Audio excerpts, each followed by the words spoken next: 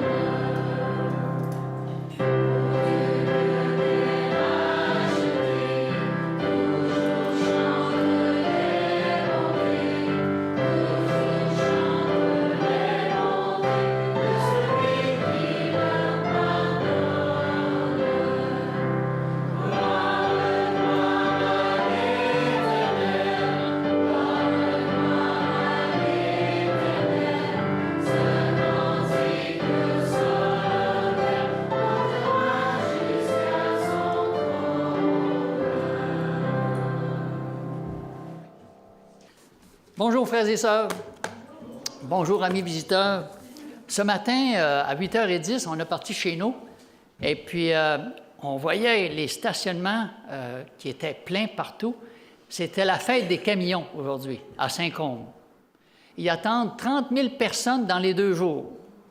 Il pleuvait et tu voyais les gens qui se dirigeaient déjà pour aller voir les camions. C'est incroyable quand on aime quelque chose, hein? 8h10, les stationnements étaient pleins et les gens allaient célébrer la fête des camions qui vont faire beaucoup de bruit puis beaucoup de boucanes, qui vont remplir les oreilles. Mais les gens disent, c'est tellement beau la vie, c'est extraordinaire. On va aller voir les camions. On les aime tellement, ces camions. Et nous, on se dirigeait ici. Et souvent, quand on voit des situations comme ça nous fait sourire. Seigneur, on est vraiment le contraire du monde. Les gens s'intéressent à des choses qui, pour nous, n'ont vraiment aucun intérêt. Parce que le curé allait même bénir les camions aujourd'hui. Imaginez-vous, c'est sûr, c'est tout un événement. Alors, pour nous, c'est sûr qu'on ne voit pas les choses de la même façon que le monde le voit. Il y a vraiment une énorme différence. Aujourd'hui, j'aimerais vous parler vraiment de la Sainte Seine, parce que souvent, en parlant avec des personnes, quand on leur demande c'est quoi la raison du lavement des pieds, pourquoi est-ce qu'on est la seule Église qui fait le lavement des pieds, et la majorité des autres églises ne font pas ça.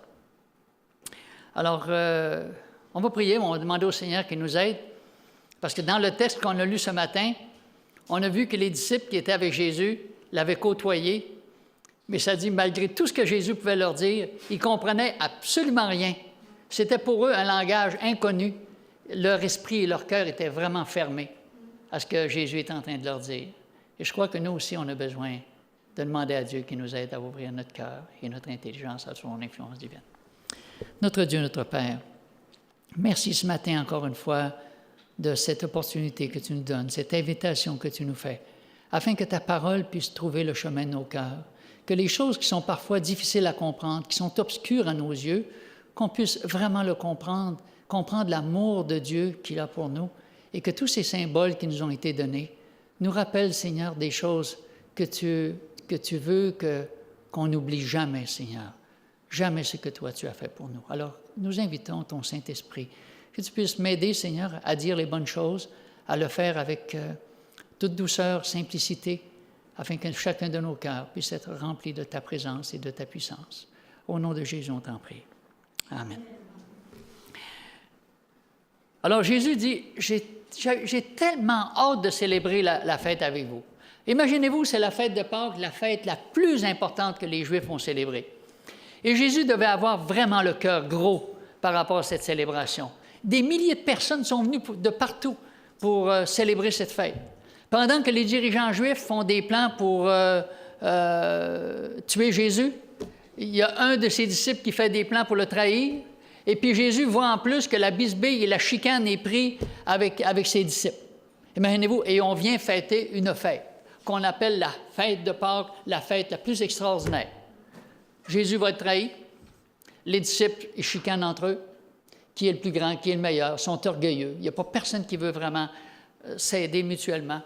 Et comment Jésus va faire pour arriver à briser la dureté de leur cœur?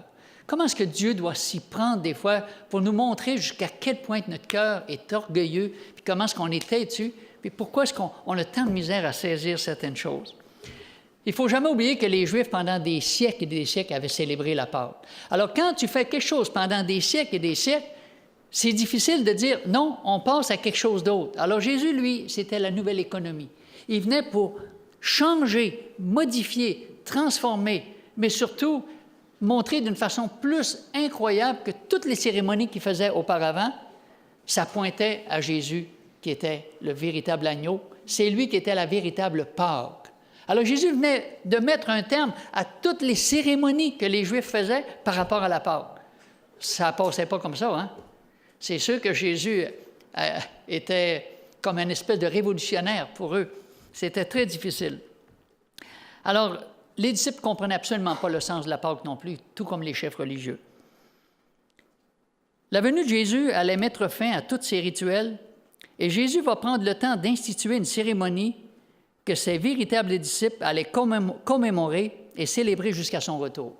Vous savez que partout dans ce monde, quand quelqu'un fait quelque chose d'extraordinaire, on va mettre une rue à son nom, il va y avoir un bâtiment qui va porter son nom, il y a un hôtel qui va porter son nom, il va y avoir toutes sortes de choses extraordinaires pour que les gens ne puissent jamais oublier qu'il y a eu quelqu'un qui a accompli quelque chose d'extraordinaire.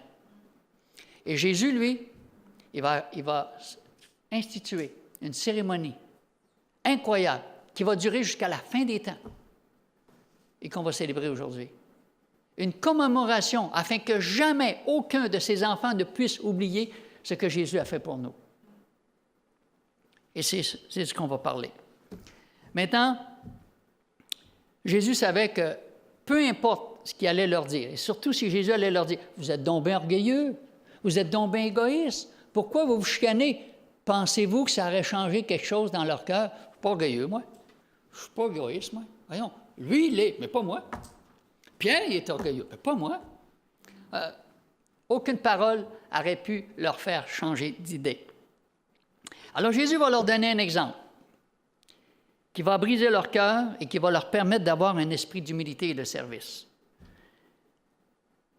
Quand Jésus s'est agenouillé, lui, le Créateur du ciel et de la terre, qui s'agenouille pour venir laver les pieds de ses disciples, c'est ce qu'un esclave devait faire. Là, les apôtres ont vu que leur orgueil était complètement dévoilé. Ils ont eu honte. Ils se sont sentis humiliés. Il y a seulement l'exemple de Jésus qui pouvait briser leur cœur. Et on dit souvent qu'un geste vaut plus que n'importe quelle parole que tu pourrais dire. Quand même tu diras à quelqu'un que tu l'aimes, puis tu ne fais rien pour le démontrer, tes paroles ne veulent rien dire. L'institution de la Sainte Seine ou le service de la communion doit toujours être précédé du lavement des pieds. Pourquoi? Tout manque d'amour, tout jugement hâtif, tout égoïsme, toute manifestation de colère, d'irritation ou de susceptibilité ont leur racine dans l'orgueil. Le péché pue et le péché tue. C'est ce qui est arrivé au ciel. C'est ce qui a perdu les anges, le péché d'orgueil. Et nous avons la même racine. Ça ne nous prend pas grand-chose pour nous choquer. Ça ne nous prend pas grand-chose pour nous insulter. Et souvent, les membres de l'Église, il y a des gens qui ne viendront plus parce qu'ils disent « Ouais, il m'a dit quelque chose que je n'ai pas aimé, je ne reviendrai plus. Je ne le prends pas. » Les gens sont choqués juste pour une petite parole, bien souvent, qu'ils vont entendre. Et souvent, c'est facile de se blesser l'un l'autre, parce que la façon qu'on va le dire, bien souvent, nous, on pense qu'on est correct dans notre façon de le dire, mais la perception de l'autre peut être complètement différente.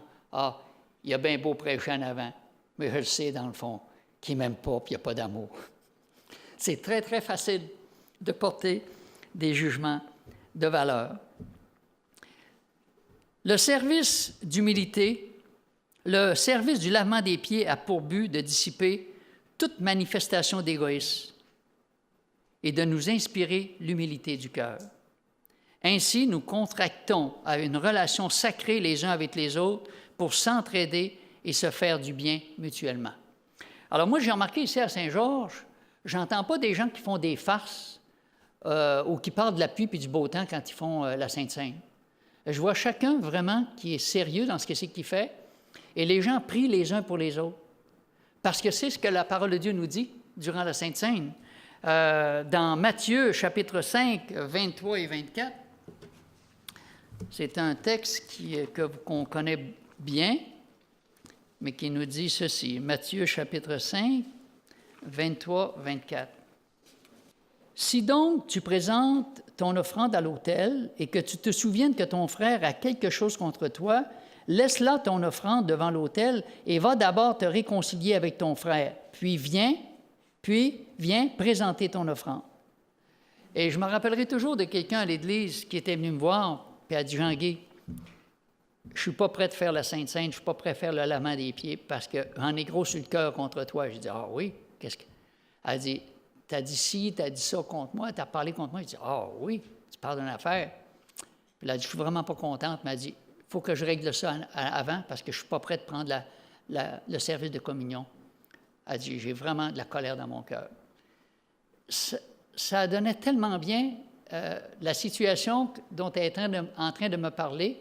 J'en avais parlé avec un pasteur, puis ce pasteur-là, il était justement là, à ce moment-là. Je l'ai fait venir. J'ai dit, « Dis-moi qu'est-ce que j'ai dit par rapport à la situation qu'elle vient de me raconter. » Puis lui, il dit que c'est le contraire, que j'ai pris sa défense. Elle dit, « Comment ça se fait que mon ami, là, c'est pas ça qu'elle me dit que tu avais dit. » Mais si le pasteur n'avait pas été là, c'était sa parole contre la mienne, et elle a compris une chose, c'est que le diable peut se servir d'une autre personne dans l'Église pour briser des liens, pour briser l'amitié qui se développe entre nous, parce que quelqu'un a dit que c'est ça qu'il avait dit, alors que dans le fond, ce n'était pas ça. Alors, l'ennemi, c'est ce qu'il fait. Il va chercher à nous diviser de toutes les façons possibles et imaginables. Alors, il ne faut jamais penser que les cancans ou les raconteurs, ce que les autres disent, si tu ne vas pas vérifier avec la bonne personne, oublie ça. Mais si on sent qu'on a fait de la peine à quelqu'un, on doit aller la voir et dire, « Écoute, peut-être que je t'ai blessé, peut-être que je t'ai fait de la peine, je te demande pardon. » Et tout de suite, les deux cœurs se rassemblent, puis on fait la même chose. Moi, mon épouse, souvent, on se prend, elle a tout un caractère aussi, mon épouse, puis moi, j'ai un caractère aussi.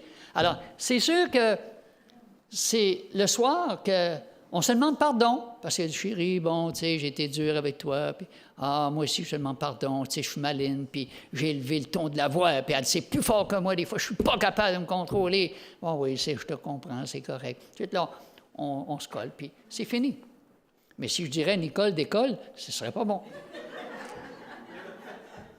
Alors, c'est sûr que c'est Dieu qui est uni et qui rassemble les cœurs. Alors, le pardon, c'est quelque chose d'incroyable. Dans Jacques, chapitre 5, le verset 16, Dieu dit, « Confessez donc vos péchés les uns aux autres et priez les uns pour les autres. » Alors, c'est ce qu'on doit faire durant le lavement des pieds. C'est ce qu'on doit faire, c'est ce que Dieu nous recommande, si on a fait de la peine, si on a fait quelque chose, de demander pardon, de confesser nos péchés, puis après ça, de prier, « Seigneur, aide-nous à ce que l'ennemi ne nous sépare pas, aide-nous à l'aimer comme toi tu voudrais que je l'aime, aide-nous, Seigneur, à agir comme toi tu agirais. » Alors, durant la Sainte-Seine, durant le lavement des pieds, c'est ce qu'on doit faire. Alors, quand j'entendais des personnes dans certaines églises faire des farces, parler de la pluie et du beau temps, je me disais, ils n'ont rien compris dans le lavement des pieds. Ce n'est pas la préparation du cœur. Il y a une préparation du cœur. Il ne peut pas avoir de Sainte-Seine sans le lavement des pieds. Le lavement des pieds, c'est ce qui est le plus important au début. Si on ne se réconcilie pas avec les autres, comment voulez-vous qu'on se réconcilie avec Dieu? Ça ne fait pas de sens. Alors, C'est notre humilité vis-à-vis les uns les autres qui prouve que nous voulons servir Dieu et nos frères et sœurs. Alors Dieu nous demande de dissiper tout malentendu. C'est ce que Dieu nous demande. Jésus, qui était servi par toutes les armées célestes, est venu sur cette terre pour se mettre au service de tous. Jésus est notre exemple. Imaginez-vous, le Créateur du ciel et de la terre qui vient se mettre au service de cette humanité, lui qui est servi par les armées célestes, il vient nous servir. Et Dieu nous demande, par son exemple, que nous aussi on soit des serviteurs. Alors, Jean, chapitre 13, 13-18. C'est un texte que vous connaissez bien, mais c'est bon de nous rappeler, qui dit ceci. Chapitre 13 de Jean, à partir du verset 13. « Vous m'appelez Maître et Seigneur. » C'est extraordinaire comment est-ce que vous pouvez m'appeler. Et vous dites, bien, parce que je le suis. Si donc je vous ai lavé les pieds, moi le Seigneur et le Maître, vous devez aussi vous laver les pieds les uns aux autres, car je vous ai donné un exemple afin que vous fassiez comme je vous ai fait. En vérité, je vous le dis, le serviteur n'est pas plus grand que son Seigneur, ni l'apôtre plus grand que celui qui l'a envoyé. Si vous savez ces choses, vous êtes heureux pourvu que vous les pratiquiez. Ce qu'on fait au sein de l'Église, ça vient de la parole de Dieu. Le service du lavement des pieds vient de Jésus lui-même qui l'a institué. Et il ne peut pas y avoir de service de communion sans avoir compris vraiment ce que signifie le lavement des pieds. Et on est pratiquement la seule Église qui pratique le lavement des pieds. Et pourtant, la parole de Dieu, elle est tellement claire. Vous êtes heureux si vous savez ces choses et si vous le pratiquez. Alors, ça nous montre aussi qu'un chrétien solitaire, ça n'existe pas. Un chrétien, « Ah, moi, je fais le sabbat tout seul chez nous. Ah, moi, je suis correct chez nous. » Non. Comment est-ce qu'il va faire la Sainte-Seine? Voyons, ça ne fait pas de sens. Comment est-ce qu'il va pouvoir pardonner à son frère ou à sa sœur? Comment est-ce qu'il va pouvoir vivre dans l'unité? Il est tout seul dans sa gang. Ça ne fait pas de sens. Un chrétien solitaire, ça n'existe pas. J'en connais plein de chrétiens solitaires. « Ah, moi, je fais tout ça chez nous, je suis bien chez nous. » Ah oui, il n'a jamais compris c'est quoi ça veut dire le lavement des pieds. Jamais. Ou il n'a jamais compris ces paroles, un peu comme Jésus disait.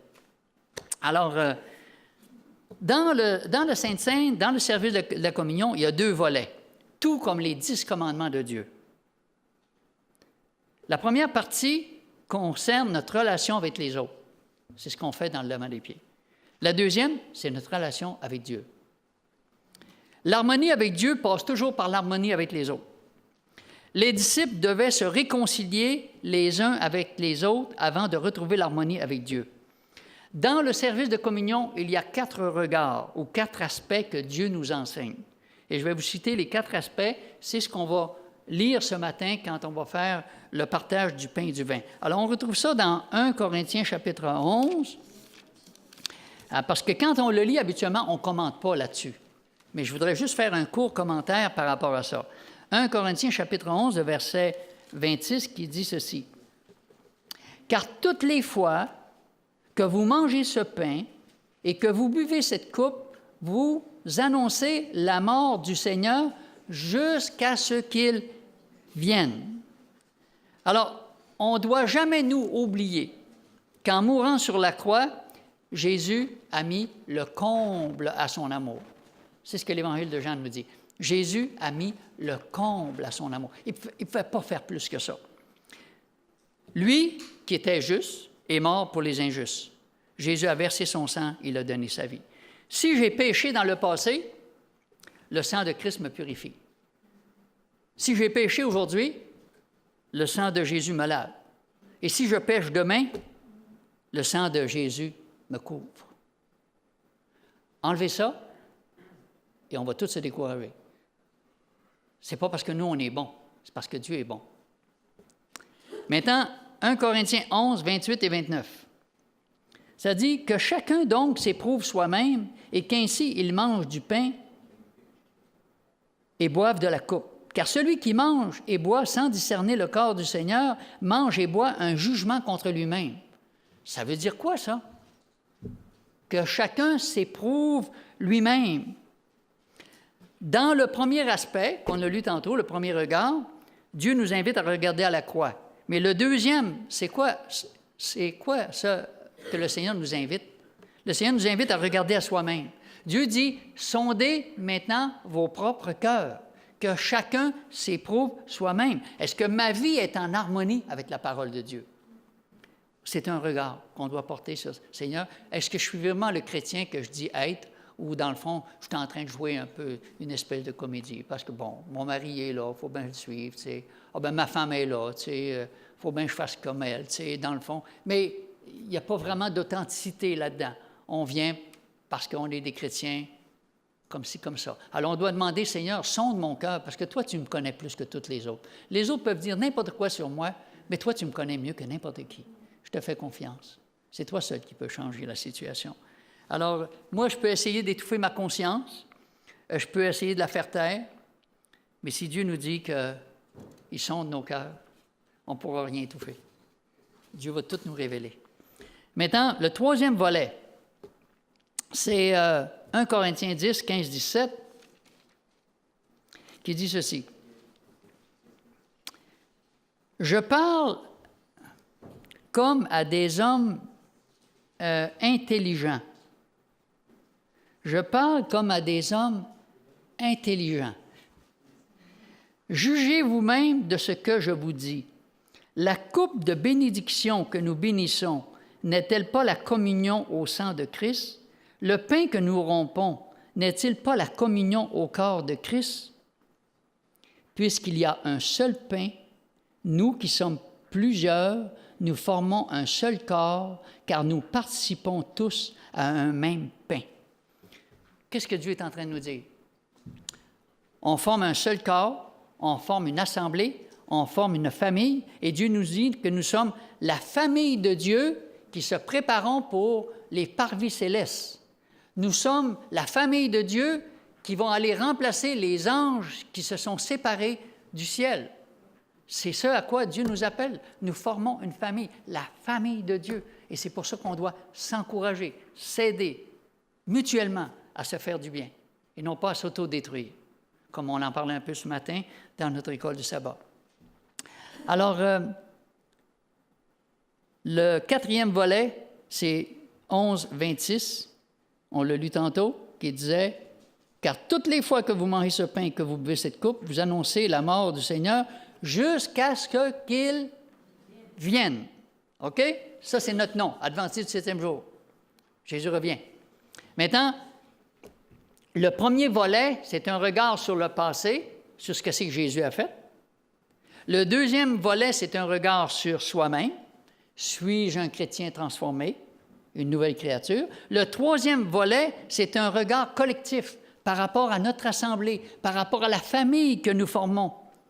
Comment je traite ma famille spirituelle? Comment est-ce qu'on peut célébrer la Sainte Communion? Le quatrième volet, lui, Dieu nous dit que c'est tourné vers l'avenir. L'avenir, c'est quoi? Un avenir glorieux et extraordinaire. La venue du Seigneur, qui va finalement nous emmener avec lui dans son beau paradis. Alors, c'est une espérance. C'est comme un avenir qui est plein d'espérance, un avenir extraordinaire. Le service de communion a été institué pour que nous puissions mieux comprendre les symboles du pain et du vin. Ces symboles nous font aussi soupirer après le retour de Jésus. Alors, quand je disais tantôt qu'on fait des monuments, qu'on met ça sur des gros édifices, des rues, ou qu'on fait des choses extraordinaires pour que les gens ne puissent jamais oublier, c'est ce que Jésus a institué, pour que nous, en tant que famille de Dieu, on ne puisse jamais oublier ces 4 regards Dieu veut que nous portions par rapport au passé, par rapport au présent, par rapport à la famille spirituelle et par rapport à l'avenir du retour de Jésus, qu'on ne puisse jamais oublier cette espérance bénie. Alors, ces symboles nous font soupirer après son retour. Oublions jamais une chose, c'est que le lavement des pieds, ça a été fait, et la communion, ça a été fait pour les pécheurs. Alors, si vous croyez que vous attendez de ne pas être un pécheur pour faire le lavement des pieds, il y a quelque chose qu'on n'a pas compris. Est-ce que les disciples étaient tous des pécheurs? Est-ce que Jésus a lavé les pieds de Judas, qui se préparait à trahir Jésus? Mais Judas n'a jamais voulu confesser son péché. Et Jésus devait avoir le cœur gros, incroyable, de voir qu'il célébrait une fête extraordinaire, mais qu'il ne se rendait même pas compte de ce qu'il était en train de faire. Alors, quand nous, on se sent insulté, dans ce que c'est qu'on a lu ce matin dans l'Évangile de Luc, ça dit, qu'est-ce qu'on a fait à Jésus au début? Dans Luc chapitre 18, je reviens là-dessus, parce que moi, c'est quelque chose qui ne m'est jamais arrivé, là, mais ça dit que, au verset 32, chapitre 18, verset 32, « Car il sera livré aux païens, on se moquera de lui. » Est-ce qu'il y a déjà quelqu'un qui s'est moqué de vous? Ça arrive que quelqu'un se moque de nous. Est-ce qu'on s'est moqué de Jésus? On l'a traité de démon, prince des démons. Ça dit, on l'outragera, on crachera sur lui. Est-ce qu'il y a déjà quelqu'un qui vous a craché? Moi, la seule chose qui m'est arrivée, c'est quelqu'un qui m'a jeté un verre d'eau, je pense qu'il devait avoir du citron dedans, à la figure. Puis j'ai déjà reçu des tomates aussi, où les gens avaient pris des tomates toutes mûres, puis ils m'avaient eu avec ma valise, ils pensaient peut-être que j'étais un témoin de Jéhovah, puis ils m'ont jeté ça, puis j'étais tout plein de tomates partout. Puis j'ai vu que c'était des jeunes qui étaient en haut, dans un building. Alors, mais pas avoir connu le Christ, je pense que j'aurais monté en haut, puis je ne sais pas, j'aurais pris un bat de baseball, n'importe quoi, mais ça aurait mal été certain. Tandis que là, non, avec Jésus, je me disais, Jésus a subi bien plus que ça. Il s'est fait cracher au visage. Il n'a même pas réagi. Il s'est fait cracher au visage. Il s'est dit après ça, on le fera mourir. Puis alors, quand on regarde à Jésus, pourquoi est-ce que nous autres, on choque si facilement et qu'on ne vient plus à l'Église parce qu'on pense que quelqu'un nous a blessés? Et il nous a dit quelque chose qu'on n'a pas aimé. Les amis, c'est l'orgueil démesuré. Ça veut dire qu'on ne regarde plus à Jésus. Jésus est notre exemple suprême. Et c'est pour ça que tous ces symboles que nous avons nous rappellent que c'est fini ça. Toutes les cérémoniels qu'on avait auparavant. Il y a trois choses que Jésus a instituées qui demeureront jusqu'à la fin. Le baptême, le lavement des pieds et le service de communion. C'est les trois seules cérémonies puis ordonnances que Dieu nous donne. C'est fini, ça. Toutes les fêtes cérémonielles, les gens qui se bêtent pour les fêtes cérémonielles, toutes les fêtes cérémonielles pointaient à Jésus. C'était lui, la Pâque véritable. Alors que le Seigneur vous bénisse et en participant à cette cérémonie, n'oublions jamais ce que le Christ a fait pour nous. Nous n'oublierons jamais comment il faut se comporter. Nous n'oublierons jamais que nous sommes la famille de Dieu et nous n'oublierons jamais que Jésus revient bientôt. Ayons les regards fixés sur l'avenir, un avenir glorieux.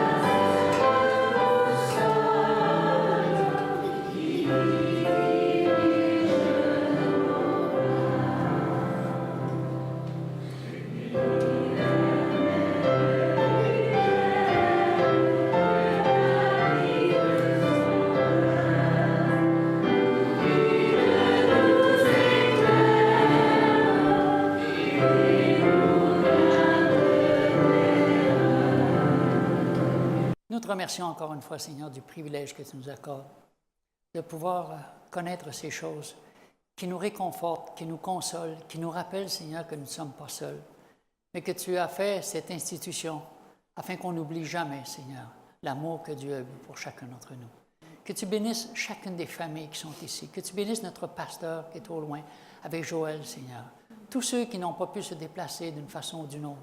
Que ta bénédiction repose sur nos familles, sur nos foyers, sur notre communauté, et sur chacun de ceux qui participent à cette Sainte Seine, afin que dans nos cœurs, on puisse répandre l'amour de Dieu comme la bonne odeur. Au nom de notre Sauveur, nous t'en prions. Amen.